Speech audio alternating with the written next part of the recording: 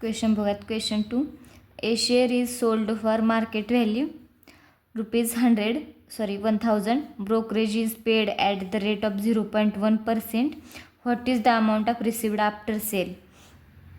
एक शेअर विकला आहे, त्याची मार्केट व्हॅल्यू ₹1000 आहे. ब्रोकरेज रेट किती आहे? 0.1%. आणि what is received after sale. आता लक्षात घ्या, ब्रोकरेज खरेदी करताना ॲड होतो आपल्यात आणि विकताना तो मायनस होतो, म्हणजे मार्केट व्हॅल्यूत. बघा आता मगाशी आपण परचेस केलता शेअर, म्हणून ती ब्रोकरेज रेट ॲड झाला. आता आपण शेअर सोल्ड केला इथं, म्हणजे सेल केला आहे, विकला आहे, तर ब्रोकरेज रेट आणि मायनस होणार. तर आपला फॉर्म्युला इथं काय येणार? Market value minus brokerage. तर सॉल्व करूया. Here market value ₹1000, brokerage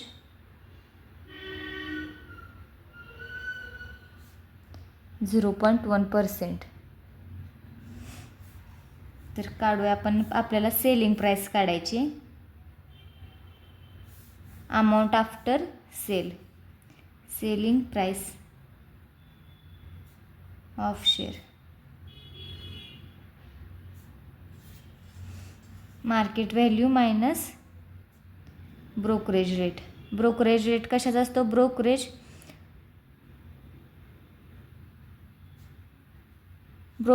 rate with respect to market value असते. मार्केट व्हॅल्यू किती आहे आपली? 1000 minus brokerage rate of market value. Market value किती आहे इथं? Percentage of 1000 is equal to 1000 minus 0.1 पर्सेंटेजचा 100 इंटू 1000. हे 20ला हे 20 कॅन्सल. आता शिल्लक राहिलं 1000 मायनस 0.1 इंटू 10. ह्या इथला पॉईंट इकडं जाणार. 10ने मल्टिप्लाय केल्यावर 1.0 म्हणजेच 1 झालं. ह्या दोन्हीची सबस्ट्रॅक्शन ₹991. एक शेअर विकत घेतला तर ब्रोकरेज रेट ॲड होतो आणि शेअर विकला तर ब्रोकरेज रेट सबस्ट्रॅक्ट होतो. तर इथून सबस्ट्रॅक्ट केला आहे आपण ब्रोकरेज रेट. तर आपली परचेसिंग अमाऊंट आली ₹999. तर आपण स्टेटमेंटमध्ये लिहूया. अमाऊंट रिसिव्ड आफ्टर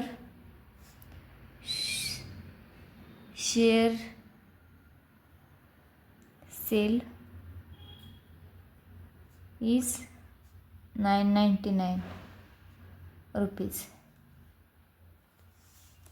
नेक्स्ट बघूया.